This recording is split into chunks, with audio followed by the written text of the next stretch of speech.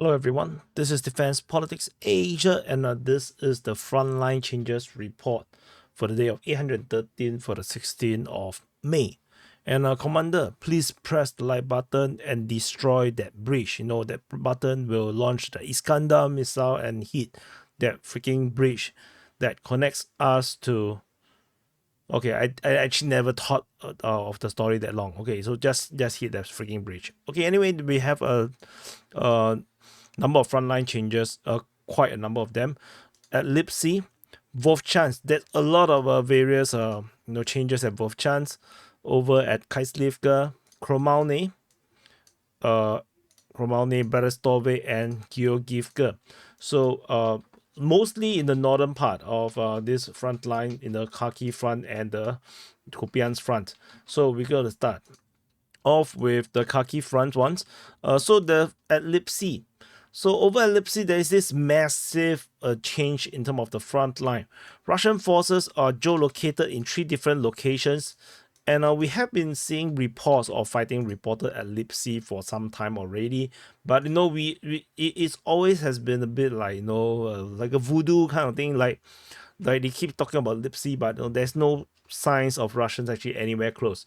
So apparently they are. So in the area of south of Morokovets, the Russian forces have actually advanced towards Lipsy. And they basically broke through in this area here. We are talking about the depth of almost 5 kilometers deep. From the furthest the distance between the last front line and this latest one, and this comes after the Russians also captured Lukyansk and as well as Heorhiivka. Ukrainian forces, however, is geolocated nearby, and they are trying to attack Heorhiivka from the other side, which means that they are going to get encircled if the Russian forces head west and towards the lake, and then this Ukrainian force that is seemingly very heroic will get encircled. So situation is looking very not safe for the Ukrainian forces over at Lipsy and the Heorhiivka region. So we'll continue to monitor and see how this develops. But this is actually a huge expanse of ground actually being captured. If you really want to know, it's 14 square kilometers, quite a big area. So we shall continue to monitor. So this is at the Lipsy sector of the Kharkiv front. If we move over to the Vovchansk sector at the Battle of Vovchansk, we have also 3 different geolocation of Russian forces. Again, also 3. So 3 plus 3 equals to 6, and so this is I also don't have a joke for that.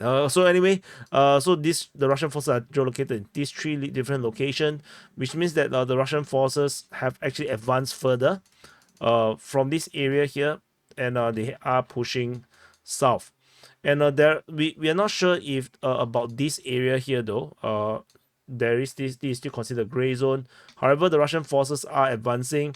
This invalidated huge chunk of Ukrainian mapping into this way. So the Russians are indeed pushing in this direction, pushing south, and they are already here. So given that the fact that the Russian forces is here, there's a good chance that the Russian front line look more like this than anything, because it would not make a lot of sense if it's just like a very acute angle. So we will continue to monitor. The closest Ukrainian forces geolocated is just across the river. So we will continue to see how this develops. Russian forces have advanced quite a bit, and according to the Ukrainian mapping, the Russian forces also have expanded their control towards the river over in the Heorhiivka region. So the Russian forces are making a lot of developments over in this Kharkiv offensive. Of course, not as much as the first 2 days, but definitely because the first 2 days, Russian forces are actually rolling over gray zones. So now they are actually into contested regions where the Ukrainians actually have presence. So we will continue to monitor. I remember seeing on Twitter about Putin saying that they have no intention of capturing Kharkiv. But I cannot verify that. It's just a quick look. So if that is true, then I am correct, because that this is just an opening of another front just to create a diversion, and this is actually not the real front line that the Russians are pushing, and the Ukrainians cannot do defend. That's a problem. The Ukrainians cannot do defend.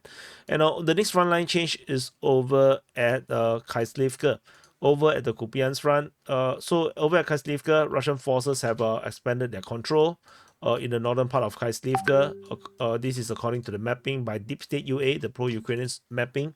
So we will continue to monitor. The Russian forces have now started to move even in the Kharkiv region. So no, very, very dangerous. Like I mentioned, with the Kharkiv offensive now ongoing, Ukrainian forces have redrawn some of these effective forces from the other fronts to support the actions in Kharkiv. And if this hypothesis is correct, then the other front line will become weaker, allowing the Russians more opportunity to make breakthroughs in the other front lines.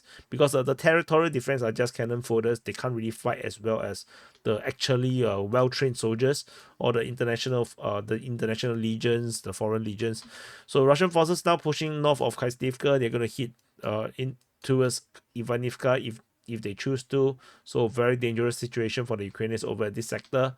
South of this area here, there's massive changes over here at the Krokhmalne region. So in the Krokhmalne region towards Berestove, now you can see that the Russian forces have actually expanded a lot of control. Let me see if I can feed in. Just remember this is Berestove. So Russian forces have expanded their control. They are geolocated as far south as this location, just off Berestove, attacking from Krokhmalne. The Russian forces also attacked towards Pishani, over in this western and northwestern part of Krokhmalne, creating a massive advancement in terms of the front line, invalidating part of these Ukrainian ones. So this mapping is by Deep State UA, reported by the Ukrainian side, and this extension here is by geolocation. So Russian forces are making massive push from the Krokhmalne region, pushing west generally, and pushing south.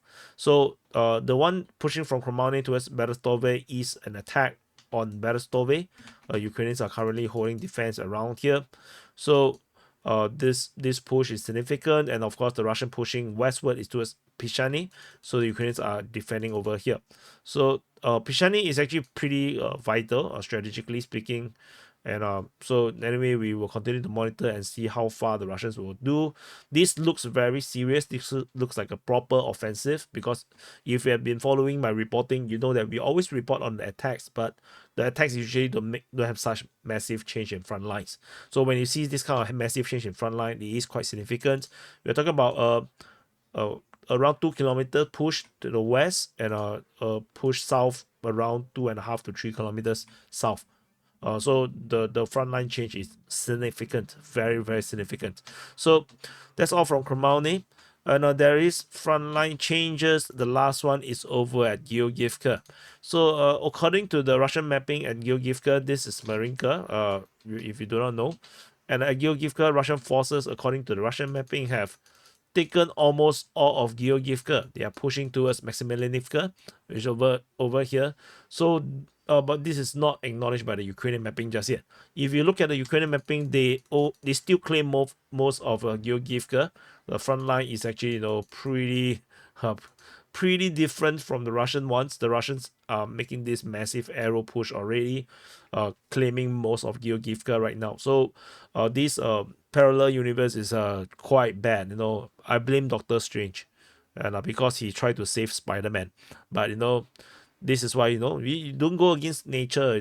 Just die.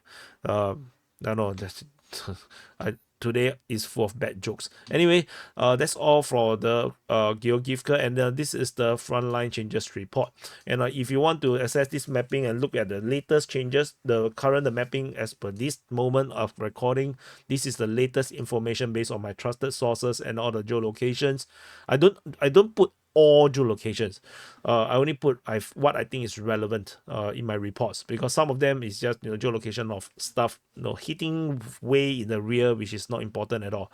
So but otherwise that this is the frontline changes report. I'm gonna do the sit rep tomorrow instead of today, because it's a bit late. So I think the frontline changes report going out, I don't really have the window to put a zip wrap out. So yeah, YouTube, is not okay with me posting 2 videos at once. So if not, then both videos will suffer. Anyway, thank you for watching. Do press the like button, subscribe, and yeah, have you hit the bridge yet? Freaking hell, hit the bridge, and I'll see you guys in the next update. I mean the like button if you do not know.